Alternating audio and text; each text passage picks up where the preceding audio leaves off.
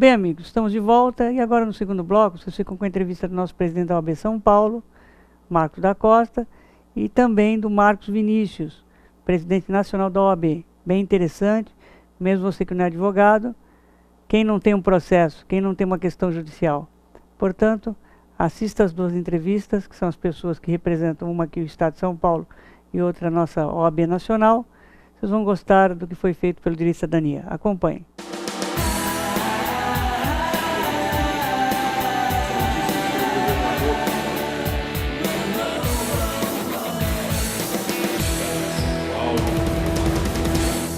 Você já conseguiu visitar todo o estado que diz respeito à OAB, né? Porque você é uma questão política, mas uma questão política institucional da nossa entidade de classe.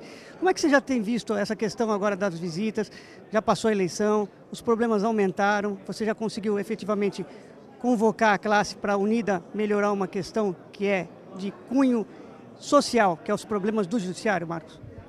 É fundamental termos uma visão do judiciário brasileiro que preste um serviço de qualidade ao cidadão. O judiciário ele deve se profissionalizar em sua gestão, ter mais transparência, aplicar os recursos na primeira instância, onde os milhões de processos correm, onde os advogados trabalham e onde, portanto, a cidadania é exercida. Temos que ter um poder judiciário planejado, eficiente, e para isso a OAB, junto com o Conselho Nacional de Justiça, vem evitando esforços nesse sentido. É importante que a classe dos advogados se una, OAB Nacional, OAB seccionais, para essa importante tarefa de termos um judiciário que preste um serviço adequado ao cidadão brasileiro. O ano que vem nós já teremos eleição, Marcos. Como é que você vê essa questão?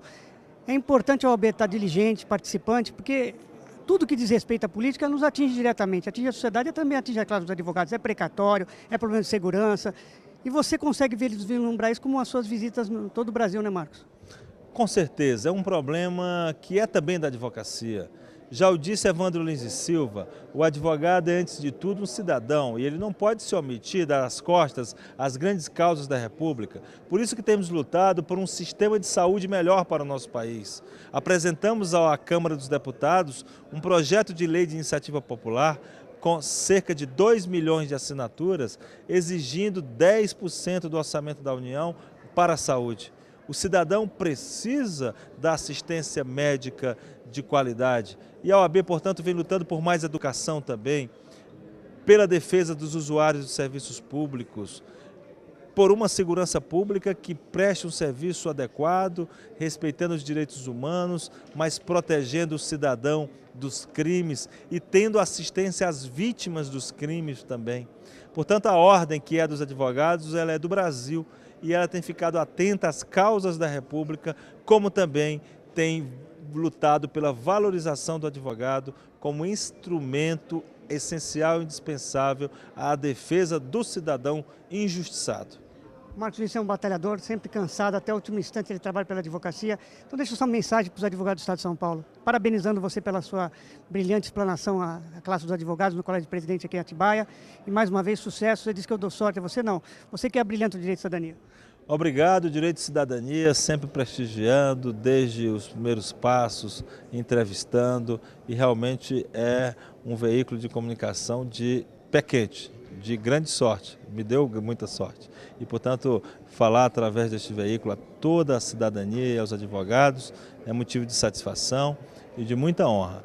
Dizer à advocacia paulista, como a advocacia brasileira, que estamos unidos na defesa das prerrogativas dos advogados, como instrumento fundamental a valorização do cidadão, que é o objetivo principal da ordem, assegurar o Estado democrático de direito, a preservação do respeito às pessoas, aos direitos humanos, o respeito às minorias, aos grupos vulneráveis.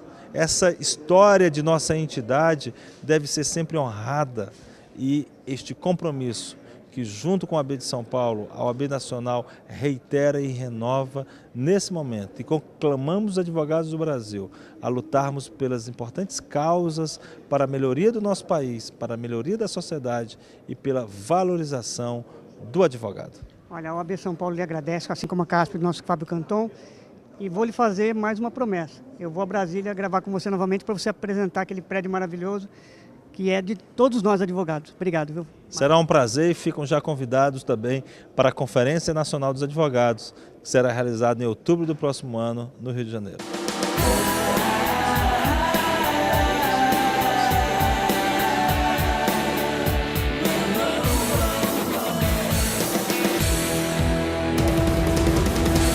Bem, amigos, estamos em Atibaia, Colégio de Presidentes, recebendo ele, que é o presidente da nossa subseção do Estado. Vai explicar um pouquinho o que é o evento, para aqueles que, infelizmente, às vezes desconhecem, e quem não conhece um assunto, às vezes fala, e às vezes fala coisas equivocadas, porque não se interage com o assunto. Bem-vindo mais uma vez ao Direito de Cidadania, Marcos da Costa, nosso presidente da OAB São Paulo. Bom, ter mais uma vez uma alegria estar no seu programa com você, e nesse ambiente que é um ambiente de união da advocacia. Esse é um Colégio de Presidentes, é um evento oficial da Ordem. Nós temos 2 colégios por gestão, no primeiro e no segundo ano, portanto teremos um outro o ano que vem, e é uma oportunidade única dos 227 presidentes das nossas subseções se encontrarem para debater assuntos ligados à administração da ordem, mas fundamentalmente assuntos ligados à advocacia e à cidadania. Esse colégio foi especial, nós tivemos a abertura extremamente prestigiada, o auditório lotado, todos os nossos presidentes, os nossos conselheiros seccionais, diretoria da Ordem, diretoria da Caixa, a presença do governador do Estado, primeira vez que o governador vem ao nosso colégio e deu uma demonstração de respeito à advocacia, uma palavra nos falando sobre a estrutura de pagamentos precatórios, os projetos do governo em relação à advocacia, à cidadania e o apoio que ele está dando à renovação do convênio da assistência judiciária.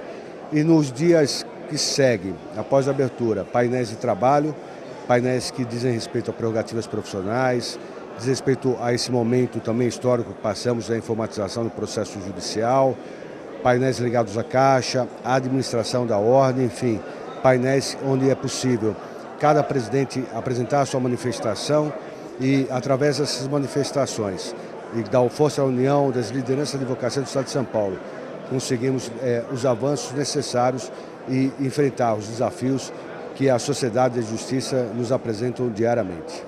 Marcos, num dos painéis que você presidiu e depois efetivamente apresentou o seu trabalho, né? Porque não deixa de ser um trabalho para depois ser discutido com a classe e depois verificar se é aprovado ou não ao final com a Carta de Atibaia. Nesse trabalho você apresentou, e aí foram feitos questionamentos, onde você afirma que preocupa a unificação dos processos em todo o Brasil. Eu vou fazer 2 parâmetros para lhe perguntar a sua opinião nesse sentido. Primeiro, há uma demanda muito grande de RGs em todo o Brasil e verificou-se que é mais fácil falsificar um documento do que se pensava, porque você pode tirar um RG em vários estados e não há um controle nacional. Segundo, exemplos que foram dados de colegas advogados, onde eu tenho um para lhe dar, na seguinte questão: num dia eu protocolizei uma petição criminal, que tem que entrar no sistema, né? Os juízes não querem mais despachar, e no dia seguinte, a mesma causa, um era embargos de declaração, outro era apelação. O funcionário não quis protocolizar porque disse que faltava um dígito. Eu falei, eu não vou perder prazo, e acabei discutindo com o funcionário, ele acabou protocolizando, achando um número que eu não achei nem no processo, nem na publicação. E o funcionário informava, impossível ter uma falha. Eu falei, querido, como é que pode ter 2 números num processo? Ele olhou para mim e falei, um era o sistema antigo que o tribunal fez e manteve esse número, e o outro é o atual. Portanto, Marcos, pergunto a você, essa sua preocupação de unificação é por falta de estrutura ou é preocupação mesmo com fraudes, já que você é um estudioso da parte eletrônica, que eu sei disso. Você é um conhecedor nato nesse caso, né? Eu sei disso. A forma como está sendo implantado o processo eletrônico, a advocacia sempre foi favorável ao uso da tecnologia do processo, mas nós questionamos até as dificuldades que estão sendo ampliadas pela forma com que o processo está sendo implementado no Brasil inteiro, não só em São Paulo. Eu não sou a favor de um único sistema de informática que pudesse dar suporte a todos os tribunais, por uma única razão. Se esse sistema apresentar alguma falha, para a justiça do Brasil inteiro em todos os segmentos. Mas eu sou absolutamente favorável, e digo isso há muitos anos, Inclusive, antes da aprovação da atual Lei 11.419 de 2006, eu tive a oportunidade de participar da audiência pública no Congresso Nacional e discutir esse tema.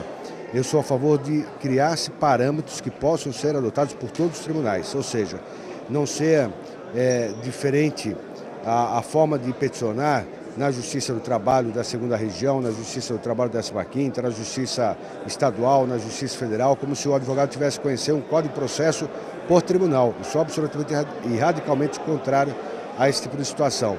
Eu acho que até o próprio CNJ poderia adotar parâmetros que devessem ser seguidos pelos tribunais na implantação do processo digital. Forma de arquivo, formato do arquivo, tamanho do arquivo, horário de peticionamento, a questão de controle de disponibilidade do sistema, que o advogado entra e o sistema não está disponível, enfim. Eu sou favorável à implementação dos parâmetros. E aí cada tribunal, adotando o seu próprio sistema, teria que cumprir os parâmetros definidos pelo CNJ. A informatização, do jeito que está se dando, cria esse tipo de problema.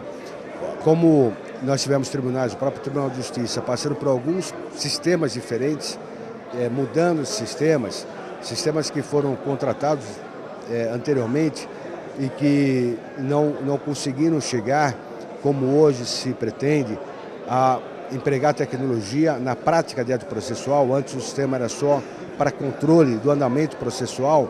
Então, a cada mudança do sistema, ao invés de haver uma migração absoluta que pudesse fazer com que o próprio sistema identificasse processo que tramitasse antes da sua implementação, ele próprio identificasse a numeração, o que acaba acontecendo é isso. É que os processos, mesmo nas publicações, saem 2, às vezes 3 números diferentes, porque o processo passou por 3 sistemas diferentes. Isso é um equívoco de implementação. É um dos tantos equívocos que nós verificamos na implementação do processo. Nós estamos passando por um momento de transformação. É natural que existam dificuldades, nós sabemos disso, só achamos que essas dificuldades foram potencializadas pelos equívocos que foram cometidos por todos os tribunais, e isso, reitero, se dá no Brasil inteiro, na implementação do processo digital. Obrigado, viu, Marcos? Obrigado, Walter. Vamos continuar aqui. Nós começamos só o colégio, temos muitas atividades ainda e espero que você esteja conosco durante todo esse tempo, permitindo que a sociedade conheça os trabalhos que estão sendo desenvolvidos aqui nesse Colégio de Presidentes. Obrigado, Marcos. E a você do Direito de Cidadania, vamos fazer um rápido intervalo. Não saia daí, voltamos já.